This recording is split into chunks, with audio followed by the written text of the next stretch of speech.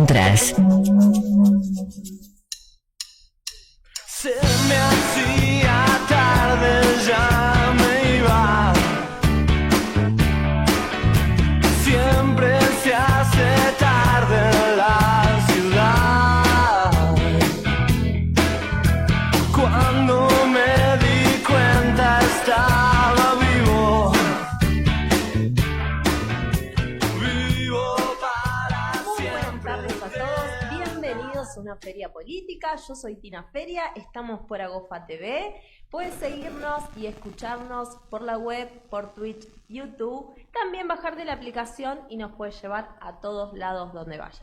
Este es un programa donde tratamos los temas de la política, de la actualidad, de la sociedad civil en general, para conocer y debatir todos estos temas. Estamos muy contentos de poder tener distintos invitados especiales, por eso arrancamos este mes de diciembre con una agenda súper cargada de temas. Y así vamos a presentar una feria política con nuestra primera invitada, Verónica Bárbara. perfectamente diputada provincial y docente universitaria y médica. Bienvenida, Vero, ¿cómo estás? Muy bien, muchísimas gracias por la invitación. Muy bien. No, por favor, es un placer recibirte. O nos hemos seguido, ¿eh? Ya Así la es. semana anterior estuvimos juntas. Re lindo. Sí, en la gala de la escuela. Muy Bueno, linda, muy espero te linda haya gala. gustado, ¿eh? Sí, me encantó, me encantaron los chicos, las palabras de los docentes, me encantó. Bueno, me alegro, ya te vamos a volver a invitar nuevamente. Espero que me invites el año que viene. Por supuesto, todos los años, para la apertura también te podemos invitar. ¿Qué te Dale. parece? Sí, me parece bien, me gustó mucho el nivel de los chicos, el compromiso con la escuela, Sí, su dimensión integral, me pareció muy interesante. sí, las dos orientaciones que tenemos. Sí, bueno, ni que hablar, la destreza física de estos pibes. Pero no, y me gustó mucho la familia, el ambiente familiar, y algo que te remarqué ahí esa tarde Sí. fue el tema de la disciplina, no disciplina, sino del silencio y de la conducta propia de los chicos que estaban arriba, ¿no? Porque donde lo hiciste era un teatro, Sí, que sí. era la de la Escuela Normal 1, ¿no? Tal Si no cual, me- sí, normal, eh, ¿no? y había una grada arriba, digamos, y los chicos estaban solos ahí arriba, bueno, con algún que otro adulto, pero no es tan sencillo. Y se comportaron muy bien. Se nota que hay como un ámbito de libertad, pero también de disciplina. Así que me pareció fantástico. Bueno, te agradezco mucho, ¿eh? Tendrá mucho que ver ahí, ¿no? La disciplina con la Sí. dirección, el equipo directivo, ¿vos qué? Bueno, sí. Equipo Pero- directivo de docentes. Pero viste que, a ver, la palabra disciplina tiene mala fama, ¿no? Exactamente. Era la impresión de represión, de castigo. Y en realidad lo que noté era un poco como esta cuestión del convencimiento de que hay cosas que cuando se ordenan salen mejor, nos beneficiamos todos, tenemos más ventaja para poder adquirir mejores conocimientos, más habilidades. Esta sensación de que era un orden de parte de los chicos, querido por los chicos, o por lo menos gustado, que no es tan sencillo a veces en las escuelas encontrar esto, más en escuelas secundarias, digamos, ¿no? Ujú. Donde uno, o escuelas primarias, en la escuela primaria también, acá teníamos, pero digo, me gustó mucho, tan es así, yo te lo conté, que yo tenía la graduación o la fiestita de fin de año de mis nietas, Sí. y iba a estar un ratito contigo y después o con ustedes y después me iba a ir, y bueno, quedé tan entusiasmada que me quedé en la Te quedaste escuela. hasta el Me quedé en final. la Sí, escuela. la verdad que trabajar con los adolescentes es un trabajito del día a día, un trabajito de hormiga, pero la verdad que si uno está convencido de lo que hace, de lo que le gusta, digamos, de la vocación, yo creo que es por ahí. Y eso es lo que tratamos de hacer como comunidad educativa. Hace 10 años que estoy en ese cargo, así que se viene manejando de esta forma. Evidentemente hay una huella de un equipo al cual Tal supongo cual. que liderás, pero se nota esa huella. Y no lo digo ni de chupamedia, como dicen los chicos, ni porque en realidad fui muy como voy a otros eventos, Sí, pero bueno, sí. me llamó mucho la atención estas cosas que remarco. Y también algo que no lo voy a dejar de decir porque suena medio por ahí fanático, pero me gustó mucho en los chicos el comentario de la vida, de la cuestión espiritual también, ¿no? Ujú. De la dimensión espiritual. Sobre todo contados por ellos, que no estaban, digamos, nadie les puso un revólver para que dijeran lo que tenían que Exactamente, decir. sí. Y sin embargo, bueno, eso ellos lo contaron en los videitos y cosas. Así que, bueno, nuevamente felicitaciones. Muchas gracias, Verónica, gracias también por estar. Bueno, Vero, vamos a la entrevista, a lo nuestro, larguemos. ¿Cómo se vivió desde adentro la sesión para votar la ley de necesidad de reforma de la Constitución de la provincia? Ah, sí, de lleno nomás la pregunta. Así de lleno, ¿viste? Cambiamos de tema, vamos directamente a nuestro punto. Bueno, tengo varias cositas. Si a me ver, dan dos, dale, mira que tenemos tiempo, ¿eh? Bueno, el tema es así. La reforma, la necesidad de la reforma, que es esto que votamos, aparece medio improvisadamente sobre las últimas 2 semanas. Uno dice, pero como estabas tan distraído, no viste que antes hubo algunos proyectos. Pero lo que pasa es que durante el año se aprobaron alrededor de 100 leyes, con una característica particular, que es que el gobierno de Maximiliano Puyaro tiene mayoría en las 2 cámaras, tanto en diputados como en senadores. Entonces no es muy difícil. Cuando hay voluntad de que una ley salga, la debatimos, no digo que no, pero es muy fácil que salga, porque si es querida por el gobernador y querida... Bueno, entonces, digamos, llevábamos un ritmo, hay alrededor de 100, quiere decir que cada 3 días, para poner una idea, para que la gente se dé cuenta de lo que es un proyecto de ley, se aprobaba un proyecto, 100 proyectos. Entonces, uno llevaba un ritmo de atajar penales, de decir, a ver, ¿qué pasa? ¿Por qué esta ley? ¿Para qué viene? Bueno... En las últimas 2 semanas empieza a insistir el tema de reformar la Constitución. Sí. Bueno, ahí nos sorprende. Nosotros en principio decimos por qué la urgencia, en un momento donde hay un montón de necesidades en la provincia, donde, bueno, ni que hablar en educación, ni que hablar en los trabajadores. Trabajadores, la docencia. Tremendo. ¿No? Además hemos aprobado leyes que yo las he sufrido, que es esta por la caja de jubilaciones. Hemos pedido una colaboración restringiendo sueldos o quitándole parte del sueldo a los docentes y a los jubilados de los trabajos, de los docentes, de los policías, de los administrativos, de los médicos de la salud pública, ¿no? O sea, no sé, yo siempre, a lo mejor ya me lo escucharon decir, pero digo, uno se imagina al empleado provincial como si fuera un administrativo, como si fuera el cuento de Gasalla. ¿Vos te acordás que Gasalla era todo? Bueno, no sé si recordás, sos muy joven, pero Gasalla tenía toda una historia, era re complicado y siempre tenía un problema y no hacía nada y no trabajaba realmente. Pero no es la realidad, era una sátira a una situación en particular. Lo que nosotros hoy tenemos es esto que yo te nombré, está la policía que hoy asume un rol en la seguridad y en la pacificación muy importante, y le metimos la mano en el bolsillo. Yo digo le metimos porque aunque yo voté en contra, la ley salió, ¿no? A los docentes, donde se les dio por un lado ese incentivo para la asistencia, pero por otro lado le sacamos... Y yo creo que hoy repercute todo, porque hoy cuando vos vas a comprar un medicamento o vas a comprar algo en el supermercado, todo sale 10.000, 15.000, 5.000 pesos. Entonces, por más que vos me digas, es un aporte solidario. ¿Qué aporte solidario? Le sacaste plata de lo que era genuinamente su trabajo. Bueno, quiero decirte que cuando aparece la reforma, vuelvo a tomar el tema. Sí, dale. Nosotros empezamos a leer los aportes. Había 9 proyectos, de los cuales 7 eran del oficialismo. O sea, había una intención del oficialismo en hacer la reforma. ¿Para qué? Entonces ahí te preguntás, si la situación no está dada, si está muy complicada la vida de las personas, si esto va a generar un gasto a la provincia, ¿por qué? Bueno, el por qué, tal vez, lo vamos a ver en el desarrollo, es asegurar la reelección. Vos sabés que en nuestra Constitución solamente se puede elegir el gobernador una vez, que es lo que le ha pasado a Lifchi, bueno, a todos Reutemann, digamos, ellos un periodo de 4 años, después otro periodo de 4 años. No. Está bueno tener doble periodo, pero supongamos que en este caso no juramos por esta Constitución. Nosotros juramos por una Constitución donde solamente el periodo es de 4 años.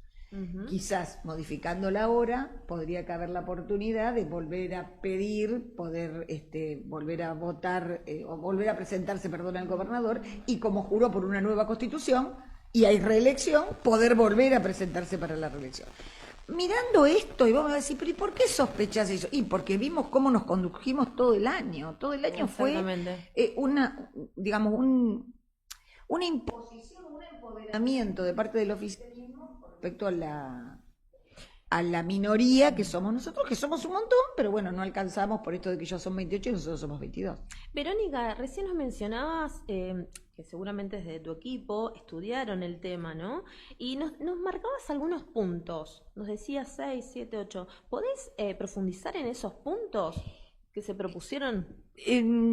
Digamos, la Constitución es de 1962, sí. La Constitución provincial. Sí. Entonces, hay incluso... es risueño, pero yo también lo admito, a pesar de haber votado que no era el momento para esto, no era el momento, ni siquiera era una oportunidad. Había algunos que decían que ni siquiera todavía estaba el televisor color, por ejemplo, o el televisor en blanco y negro. Entonces había cosas que había que reformar. Sí. Yo los invito a la gente que lea la Constitución. Es chiquita, es finita, tiene los derechos y garantías de los ciudadanos, de las personas que viven en la provincia, las 2 o 3 primeras páginas. Y después viene la estructura del poder de gobierno, o sea, la estructura del poder legislativo, la estructura del poder judicial y la estructura del poder ejecutivo. ¿Qué puede hacer y qué no puede hacer? Y después hay un apartado sobre educación, muy interesante, sobre educación, y después está lo que se llama las cláusulas transitorias, que es que la asamblea, cuando se constituye, hacia donde vamos, va a haber una asamblea no son los mismos diputados nosotros, pero se llaman diputados constituyentes, o sea, son constituyentes. Esas 69 personas van a reformar la Constitución. La asamblea es soberana. Decide lo que ellos elaboran y se queda conformada la Constitución. No es chiste una reforma de la Constitución. Sí. Porque además, si pensás en la anterior, que duró tantos años, esta va a durar generaciones, nos vamos a estar nosotros, para que tengas una idea. Bueno, entonces, no es pavada. Esos artículos tienen que ver con algunos derechos que ya tenemos, pero que deberían estar en la Constitución. Derechos ambientales, por ejemplo. Sí.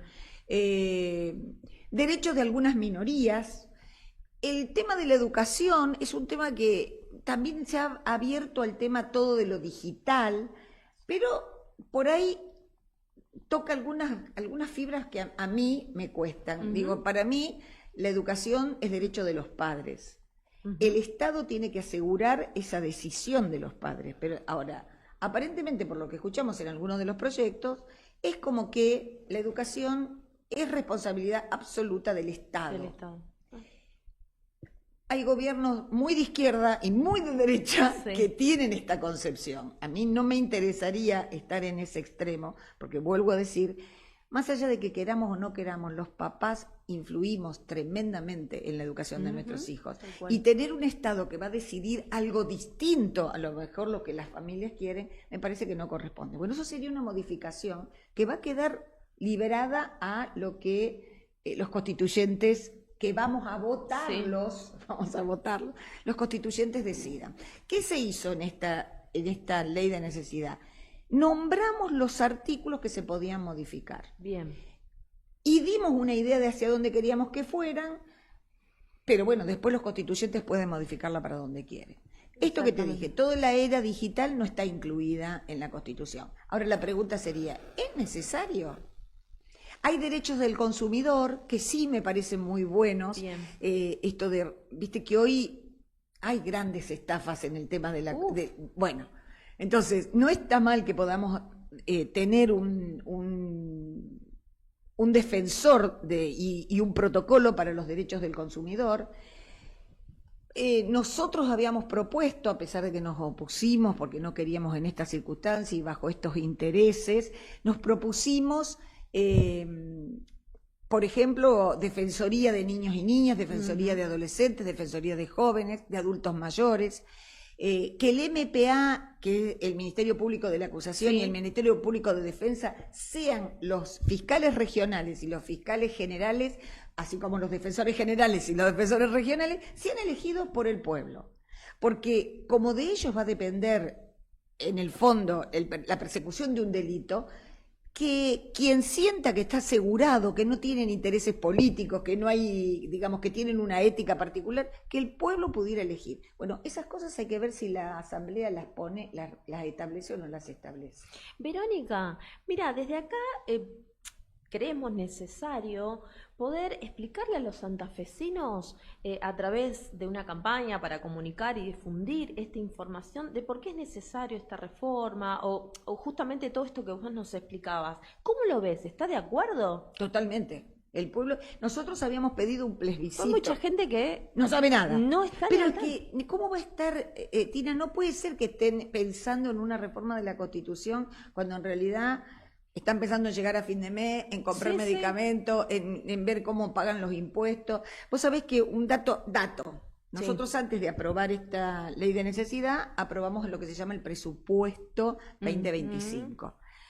Un presupuesto que arrojó algunos datos interesantes, además de que se casi triplicó del 2024, se triplicó por la inflación al 2025. Pero comentaban, por ejemplo, que la recaudación de los servicios, que aumentó casi un 450%, no se recaudó más, no se recaudó un 450%, porque la gente dejó de pagar.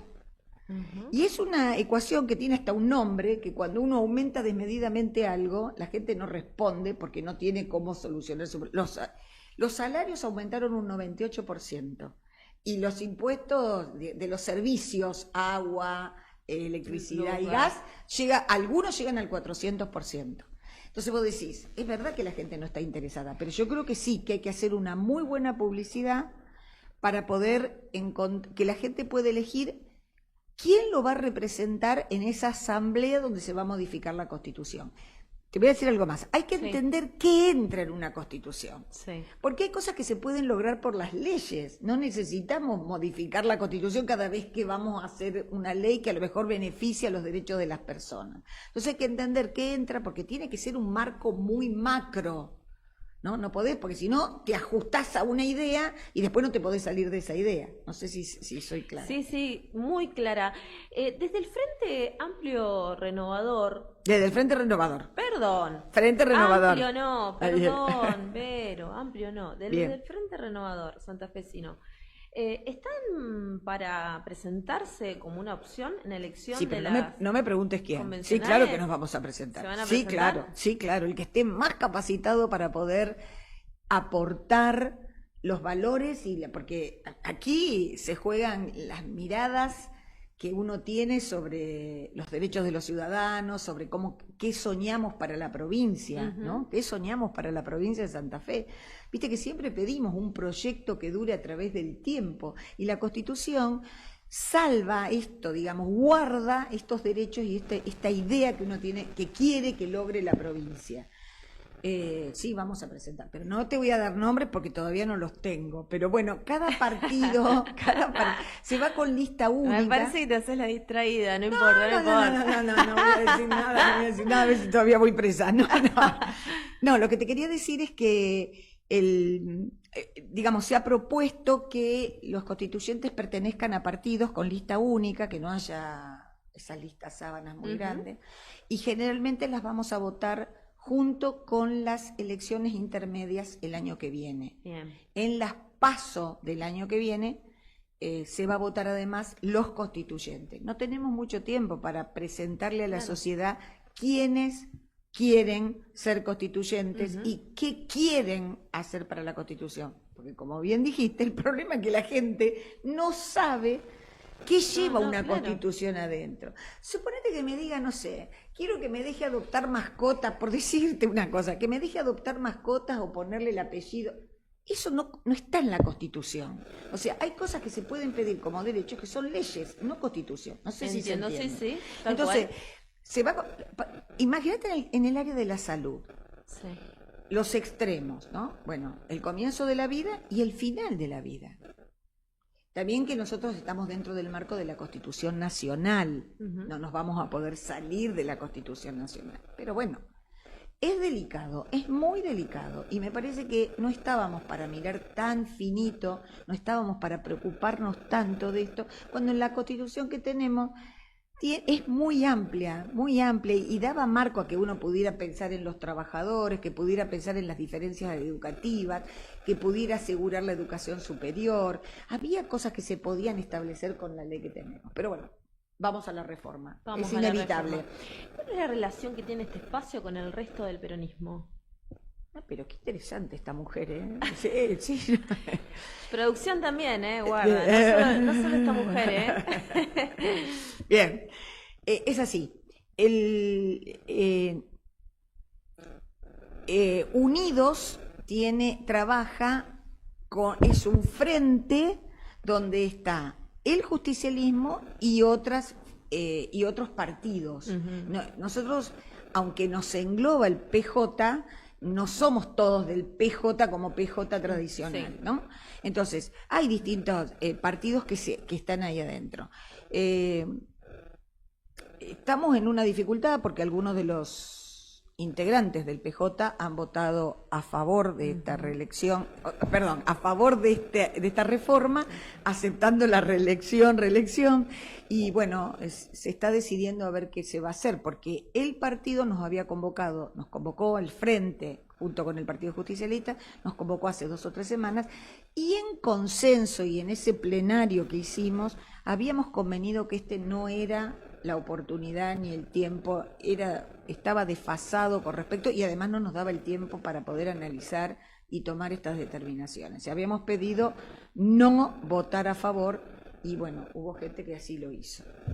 Bien, ¿qué te pareció, hablando del peronismo, ¿no? ¿Qué te pareció la actitud del ex gobernador Omar Perotti? Al votar, ¿no? Dar el visto positivo, bueno, sí, a la reforma. Ellos presentaron un proyecto que de alguna manera los compromete a aportar, porque si vos, digamos, y a votar positivamente, presentaron el proyecto, trataron de colaborar en puntos que comparto. Yo insisto, nosotros, el peronismo en general, como lo hizo el socialismo también, todos confiamos en una reforma de algunos puntos de la Constitución. No total, sí parcial. El peronismo había pedido total. Sí. Imagínate el trabajo que implicaría como para que de aquí a febrero eligiéramos. Una locura. Entonces, nos habíamos propuesto no aceptar estas condiciones y esperar, a lo mejor el año que viene lo podríamos haber vuelto a plantear, pero bueno, es como que no quisieron, teniendo mayoría, avanzar. Entonces, nos pareció que cuando uno está dentro de una estructura que nos contiene y de la cual les representamos, debemos obedecer el consenso de todos, porque si no cada uno hace la suya. Así que esto podrá tener un precio, digamos, para quienes votaron a favor. ¿Mantienen diálogo con el espacio de Perotti? Sí, sí. ¿Sí? Sí. Mantenemos diálogo y de hecho... bueno, puedo poner, no quiero nombrar algunos diputados, pero hubo diputados que presentaron algún proyecto y que al momento, cuando vieron esta forma precipitada de votar y de modificar. Te voy a contar otra cosa que claro, la gente no tiene por qué enterarse de estas cosas, en el sentido de decir, no las puede saber si alguien no las cuenta. Exactamente, sí, pero por nosotros, eso estos programas, ¿no? Nosotros, digamos, cuando terminaron las sesiones ordinarias, que terminaron el 30 de noviembre, como no se aprobó todavía la reforma, ¿qué sucedió? Pidieron al gobernador que extendiera en extraordinarias el periodo legislativo. Entonces, entró en periodo extraordinario. En ese periodo extraordinario se propuso que nos informáramos y trabajáramos sobre los proyectos que estaban. Nos invitaron 3 días, lunes, martes y miércoles, 2 horas cada día. Vos pensás que yo viajaba de Rosario a Santa Fe. A Santa Fe, claro. 2 horas, podríamos haber hecho 4, 6, 8. Bueno, 2 horas a repasar qué artículos se iban a modificar. Cuando llegamos al día miércoles, previo a la sesión, el día miércoles, ¿cuál fue la cuestión? El día miércoles nos dicen, bueno, vamos a sacar un dictamen. Entonces, nos reúnen a las 10 de la mañana, suponete. 10 de la mañana llegamos para ver el dictamen. El dictamen es qué es lo que vamos a votar. No está todavía, dice, vamos a esperar un poquito, va a ser a las 11. Bueno, esperamos, nos quedamos ahí a las 11. No, bueno, va a ser a las 12. No, miren, vamos a empezar la sesión con el tema de presupuesto 2025. Votamos primero presupuesto, hacemos un cuarto intermedio, estamos ahí todos sentados el jueves esperando que llegue esta hojita que era el proyecto concreto, el resumen de todos los proyectos. Llegó y a los 15 minutos nos fuimos a la sesión a votarlo, lo que habíamos estado trabajando. ¿Trabajando cuánto? 6 horas. Entonces, digo, la verdad que el apuro te deja sospechas de cuál es el interés para que salga esta reforma. Insisto, lo voy a decir creo que por tercera o cuarta vez. Se pueden reformar muchas cosas y creo que se puede mejorar la calidad, aunque la gente no lo entienda tan directamente. Es cierto que hay cosas que mejorarían la calidad de vida a largo plazo de la gente. Pero en una cosa así tan rápida, tan emergente, aprovechando la mayoría de las 2 cámaras, te hace sospechar para qué la quieren. Entiendo. Vero, mañana se cumple el primer aniversario del gobierno de Puyaro. ¿Qué balance haces?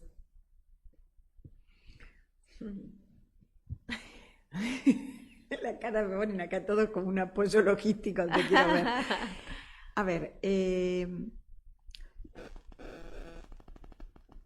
yo te diría que lo que se ve a nivel de un objetivo que él tenía, yo estuve en el discurso que él dio, que era como su plan de gobierno, yo estaba sentada a 1 metro de él, donde dio su discurso ese 10 de diciembre. De diciembre de 2020.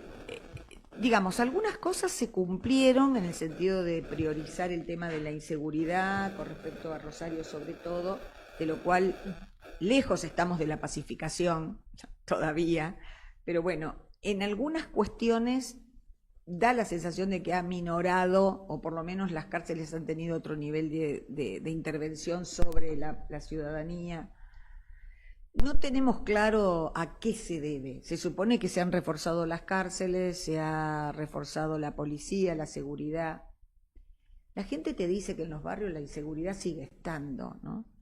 Si es del narco o es del delincuente común, como le decimos, o de la persona que delinque con un robo común, la gente todavía dice que en los barrios. Mira, fui el otro día a una escuela en Cabín 9 y me dice, los docentes no quieren salir a la noche de la escuela, le pagamos un remis hasta el colectivo, porque los asaltan. Claro, porque también hay colectivos que en la periferia que no llegan. Bueno. No entran, no llegan, pero pasa, o sea, es una problemática bastante de compleja, la seguridad, exactamente, claro. ¿no? Esto de que nos venden que nos hemos pacificado, yo me quedo con algunas interrogantes. Lo demás, había él prometido que la pacificación pasaba por la educación. Yo siento que a la educación le he destinado la alfabetización, que esto del el sistema raíz o el programa raíz, pero en realidad lo que fue el estímulo a nivel docente me deja bastante que desear. Incluso creo que han sido más afectados y no valorizados ni reconocidos. Están haciendo algo en infraestructura, es todo muy lento porque, bueno, depende, pero no me parece que haya jerarquizado la prioridad. Lo otro es, vos sabés que nosotros teníamos billetera Santa Fe, que no sé si se acuerdan, que de alguna manera aliviaba el bolsillo de la gente. El argumento estaba en el presupuesto para este año, pero decidieron, y esto lo hemos discutido incluso con su ministro de Economía, o su secretario de Economía, dijeron que iban a revisar porque había gente que tenía dinero y que sin embargo usaba la billetera. Pues dijo, bueno, pero mientras ustedes revisan, porque no se la dejan, porque hay mucha gente que con esto activó el comercio del barrio empezó a tener beneficios por tener esta posibilidad de usar la billetera. Había más consumo, ¿crees? Bueno, había 51 millones de pesos, 51.000 millones de pesos para la billetera, desaparecieron. O sea, ni se utilizaron y hoy la billetera estaba arreglada solamente entre el banco y el proveedor, el comerciante o el empresario. No pasa el gobierno por esta cosa. Y me parece que era necesario que el gobierno mantuviera esta política de ayuda económica para la gente. Digamos, me parece que lo que prometió, después hizo una reforma del Poder Judicial donde creo que se arrojó derechos que trascendían la cuestión, ¿no? Esto, modificar la Corte Suprema de Justicia, o sea, no lo pude evaluar, creo que en un primer año se desaforó en hacer cambios y cosas que él creía que eran lo mejor. Espero que se tranquilice, porque si nos va a llevar hacia 4 años, nos lleva a las patadas. Además nos lleva con una legislatura que es una escribanía. Exactamente. Pero la verdad que nos gustaría seguir charlando con vos toda la tarde. Bueno. Pero tenemos que ir cerrando, ¿sí? Bien. Tenemos que ir cerrando este segmento porque tenemos también otro invitado. Te vamos a volver a invitar nuevamente, ¿sí? Que tenemos mucho por hablar. Además, sobre todos los temas, porque hablamos de todo. Seguridad, salud, educación, muy, muy completo y bastante complejo. Pero te dejamos un saludo. Te agradezco y sí quiero venir a charlarte sobre mis proyectos. Tengo unos Perfecto, proyectos muy interesantes dale. y muy llegados a la gente que sé que nos está necesitando, así que después, la próxima lo Seguro, comentamos. seguro, lo agendamos. Lo Dale. agendamos, producción ya lo agenda. Bueno, les deseo un muy buen fin de año y una linda Navidad. Bueno, Vero, para vos también. Gracias. Gracias. Bien, terminamos el primer segmento con una nota a Verónica Varo Graf, diputada provincial, docente universitaria y médica. Ahora volvemos, esto es una feria política y yo soy Tina Feria.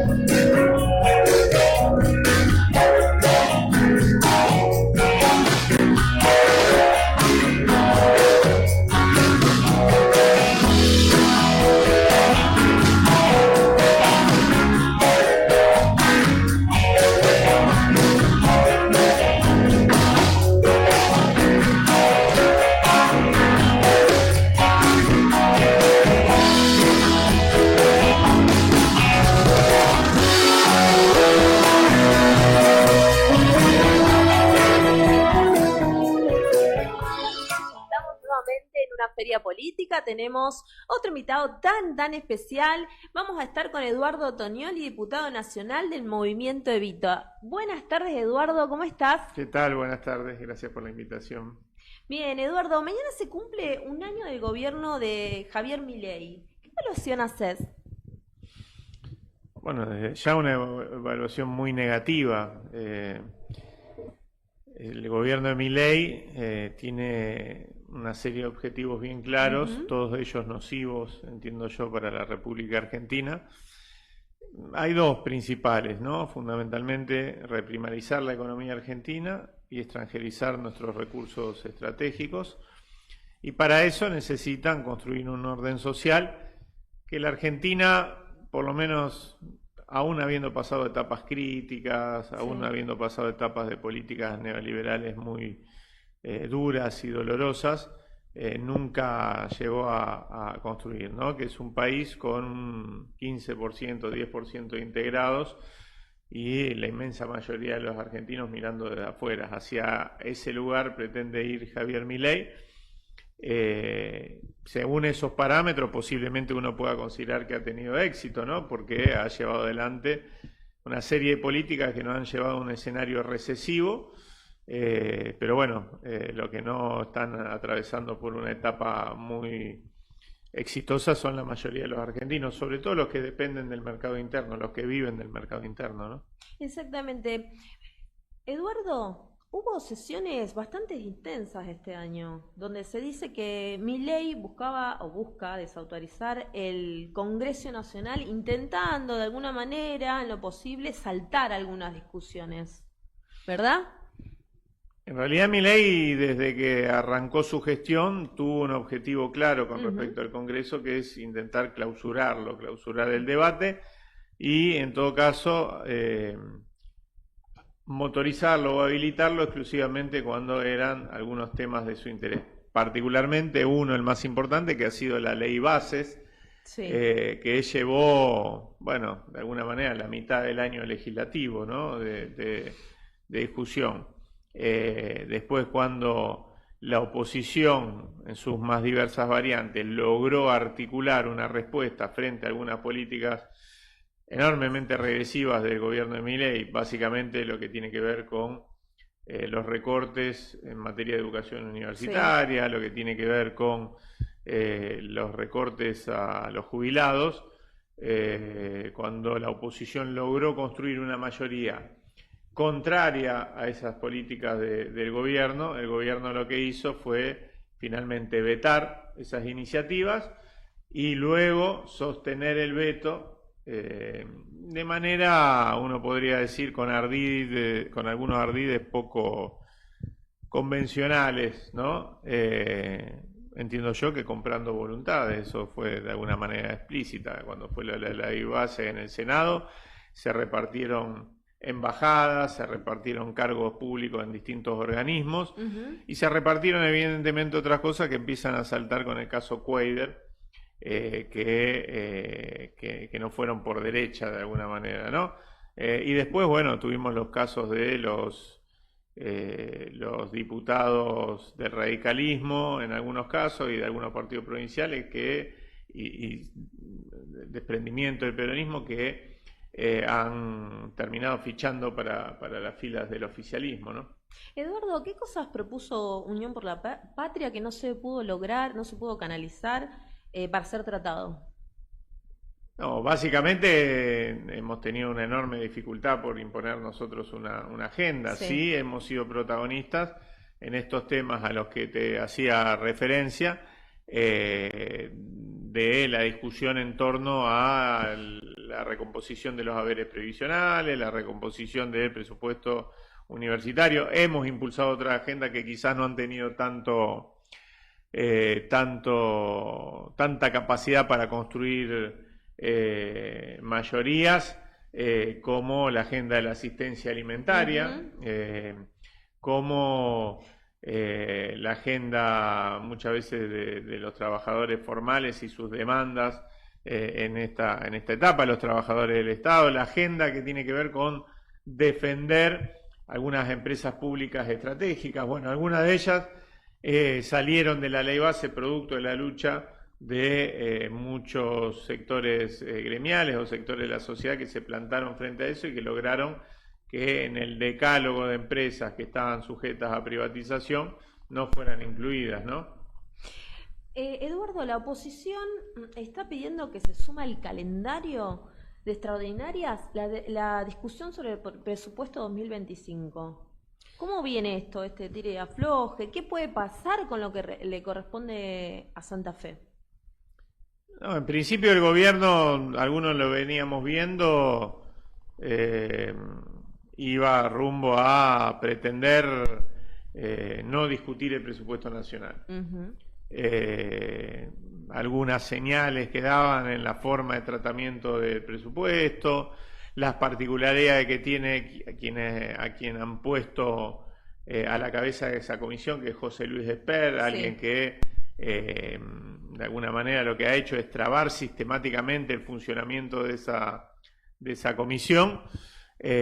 Sabíamos que era virtualmente imposible que antes de diciembre se pudiera llegar a un dictamen producto de todas estas trabas, y finalmente el presidente de la Nación, aparentemente, porque todavía no ha firmado el decreto de convocatoria, pero por lo que ha dicho públicamente su vocero, no estaría incluyendo el presupuesto. Un presupuesto que generalmente para quienes tienen funciones de gobierno en los estados subnacionales, estamos hablando de las provincias, estamos hablando de los municipios, es una herramienta que necesitan como el agua para poder de alguna manera hacer más previsible la gestión de gobierno, ¿no? Planificar la gestión de gobierno. Sin embargo, el gobierno ha decidido avanzar en la prórroga del presupuesto, que ya viene prorrogado. Sería la primera vez en la historia que sucede algo así. Le da una enorme libertad para hacer absolutamente lo que quiere, para ajustar absolutamente donde quiere, aun cuando estemos hablando de actividades sensibles, sectores sensibles de nuestra sociedad en materia de salud, de educación, de emergencias, etcétera. Y además sumado a un DNU que le permite endeudar a la Argentina sin pasar por el Congreso de la Nación, diríamos que prácticamente de esa manera se las ha ingeniado para no necesitar del Congreso de la Nación, ¿no? Y esto es grave no por una cuestión formal, esto es grave porque esto genera las condiciones para que el gobierno nos lleve a un escenario de catástrofe, nos lleve a un escenario donde no termine negociando la deuda en las peores condiciones, se termine endeudando aún más en el marco de esas condiciones, termine haciendo absolutamente lo que se le cante sin el control mínimo que requiere de la oposición parlamentaria y por lo tanto también de la sociedad, ¿no? Vemos conflictos con los jubilados, con los docentes, con las universidades, con los trabajadores.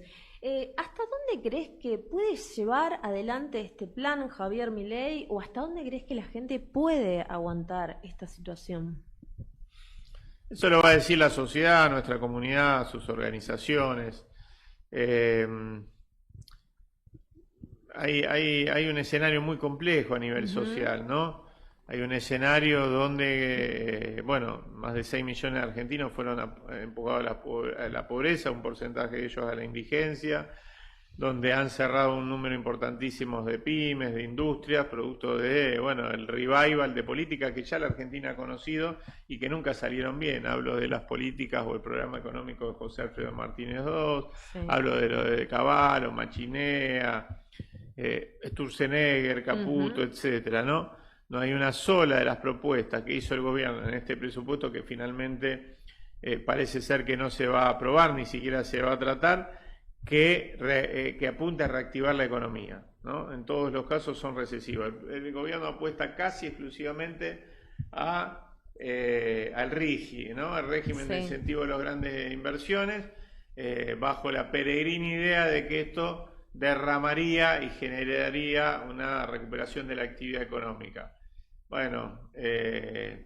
En ese camino se van perdiendo puestos de trabajo, se va pauperizando la situación de cientos de miles de argentinos y habrá que ver esos cientos de miles de argentinos qué resistencia tienen frente a esto, ¿no? Qué resiliencia tienen y qué respuesta eligen tomar.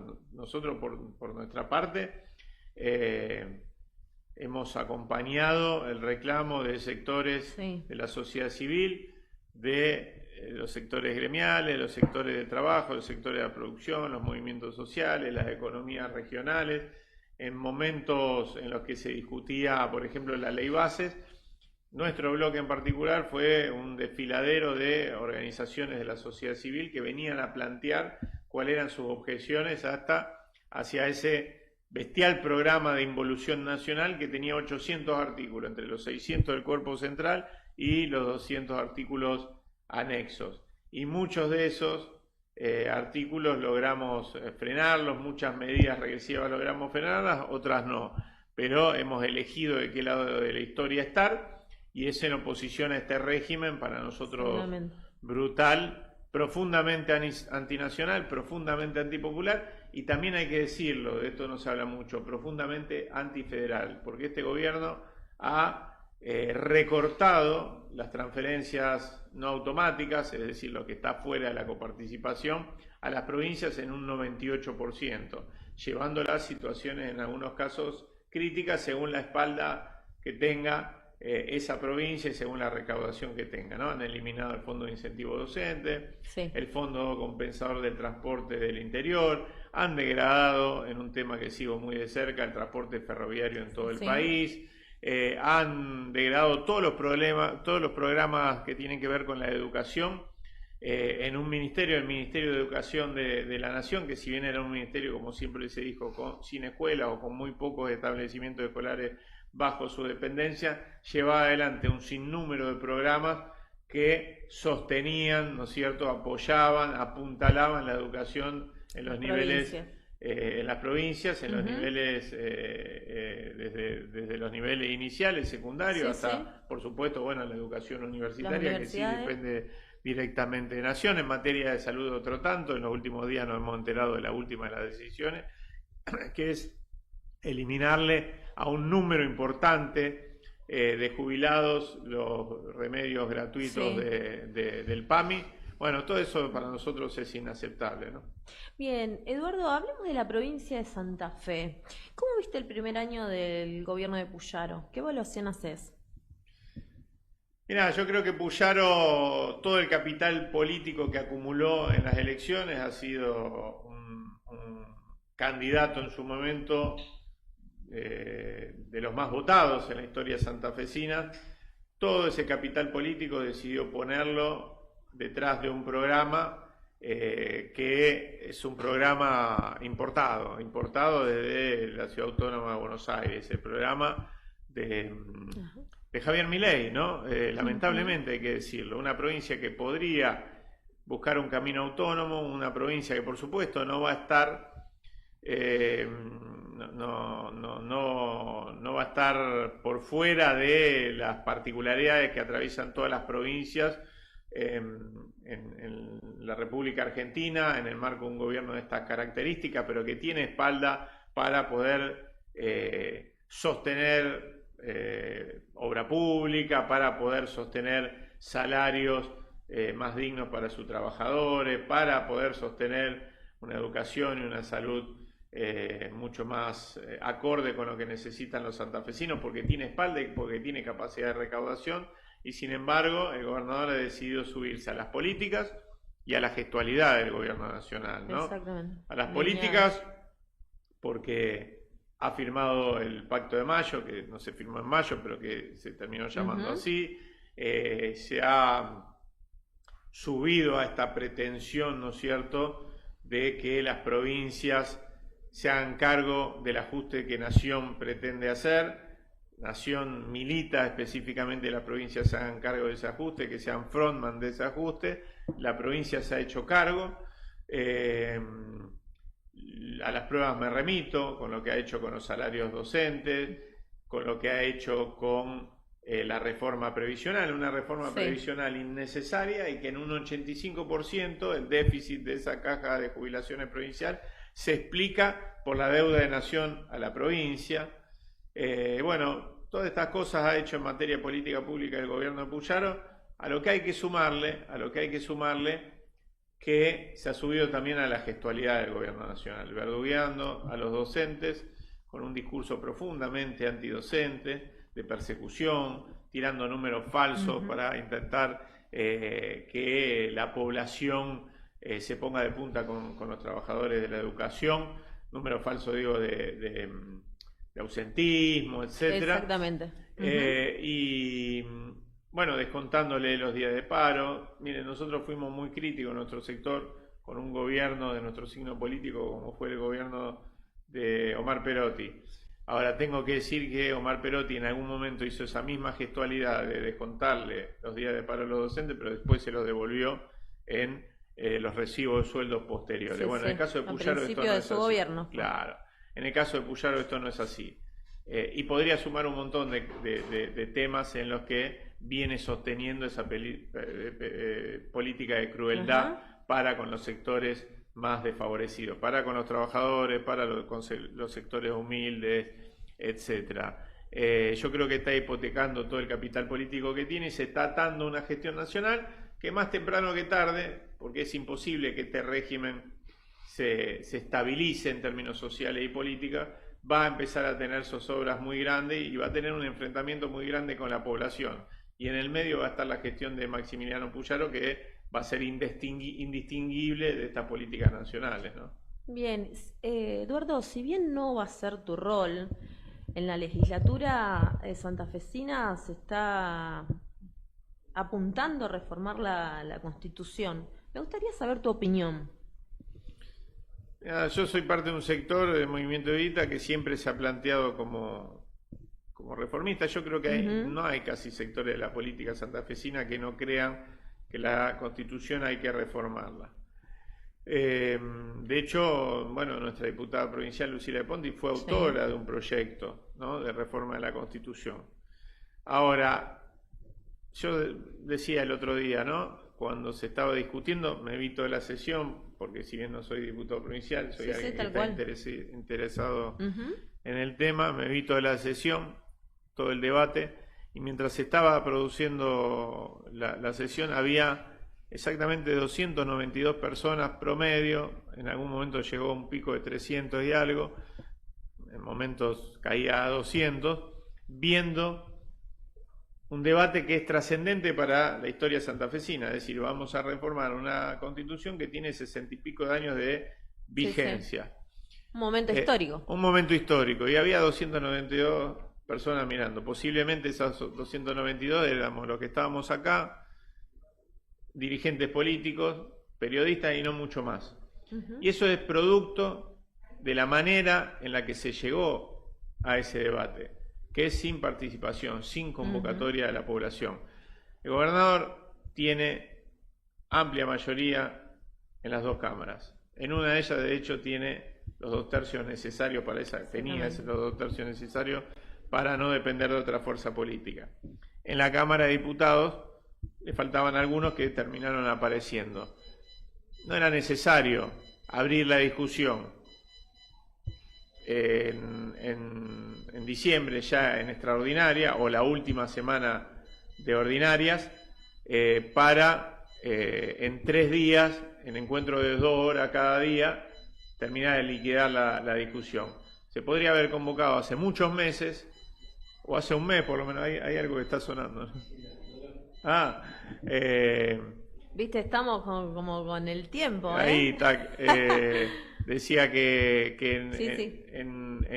para discutir en 6 horas dividida en 3 días el futuro de la provincia de Santa Fe. Se podría haber 1 mes, 2 meses, 3 meses, 15 días si no quería tanto tiempo, pero convocar a la sociedad civil, a los sectores de trabajo, de la producción, a los sectores de la comunidad que construyen cotidianamente comunidad, precisamente, a los clubes, a las sociedades de fomento, a las cooperativas, las mutuales, al sector agropecuario, a la industria, a las pymes. Me parece que, bueno, por supuesto los trabajadores con sus distintas expresiones, me parece que hubiese enriquecido mucho más el camino de cara a la aprobación de la necesidad de la reforma. Los números lo iba a tener igual seguramente el gobernador. Entonces, me parece que era una oportunidad para enriquecer ese proceso de debate. Y en los tiempos que determinó también para esta convocatoria, donde se van a elegir los convencionales constituyentes, en abril, a la salida de las vacaciones estivales, en las PASO y no en las generales, da cuenta también de que pretenden que sea algo medio express, sin grandes debates, donde solamente discutan como en una vidriera los dirigentes políticos, donde la sociedad no esté comprometida, ¿no? Eduardo, muy breve, nos vamos con estas 2 preguntas. Si el productor nos deja, ¿crees que hay actores que puedan conducir el próximo proceso del PJ? ¿Cómo te ves en ese rol comandando? No, yo creo que hoy el peronismo tiene que pensar en términos colegiados. Bien. Creo que el peronismo tiene que dejar de pensar que va a haber una sola persona, un solo liderazgo, porque no está hoy. Sí hay liderazgo muy importante, pero no hay ningún liderazgo que conduzca al conjunto del peronismo, el movimiento nacional, en todo el país y a todos los sectores. Entonces el peronismo tiene que pensar esto como una oportunidad para empezar a recomponer su relación con muchos sectores de la sociedad y a través de los sectores, las organizaciones de la comunidad que expresan a esos sectores de la sociedad, ¿no? Entonces el peronismo tiene que pensar no solo en liderazgo, pensar que no hay un solo liderazgo que contenga el conjunto y pensar que hay múltiples referentes no solo de la política, sino del mundo del trabajo, la educación, de la salud, de la producción, del deporte, de un montón de ámbitos, del movimiento estudiantil, del movimiento de mujeres que tienen que estar expresados en sus ámbitos de conducción. Los liderazgos después nacen de abajo hacia arriba como expresión de una movilización general, ¿no? Y el peronismo tiene que ser eso, una fuerza movilizada. Eduardo, la última, cerramos. ¿Van a competir el próximo año? Sí, ¿En las sí, elecciones? sí, siempre, como lo hacemos en todas las categorías. Porque están ampliando el movimiento Evita, ¿no? Con Ciudad Futura. Bueno, nosotros venimos construyendo ya desde la elección anterior, en términos electorales, pero mucho antes, desde lo social, con otras fuerzas políticas y sociales, sí, además del movimiento Evita al que pertenezco, con Ciudad Futura, Unidad Popular, Patria Grande, distintas expresiones territoriales, algunas otras que tienen presencia exclusivamente en algunas localidades, en más de 150 localidades de toda la provincia nos presentamos en la última ocasión. Sí. Así va a ser, se suman otros compañeros y compañeras desde el peronismo también, como Comunidad, que expresa Leandro Busato, Norma López, entre otros, y así pretendemos seguir creciendo, porque creemos que hay que hacer uso también de la herramienta que tiene nuestro sistema electoral, como las PASO, por ejemplo, para expresar toda esa potencia, expresar matices dentro de un movimiento mucho más amplio, pero también plantar bandera, ¿no? Muy bien, Eduardo, te agradecemos mucho. Se nos terminó el tiempo hace rato, le robamos un poquito más al programa que sigue, así que le pedimos disculpas. Cerramos con vos, Eduardo, un placer haberte recibido acá y como siempre las charlas son tan interesantes con ustedes. Bueno, gracias por la invitación, un gusto. No, por favor, gracias a vos. Así cerramos una feria política, estuvimos con Eduardo Tonioli, diputado nacional del Movimiento Evita. Nos despedimos hasta el próximo lunes, próximo jueves, claro, exactamente, cambiamos. Ahora estamos los lunes a las 19 horas. Te espero el próximo lunes, 19 horas, en una feria política. Nos vemos el lunes.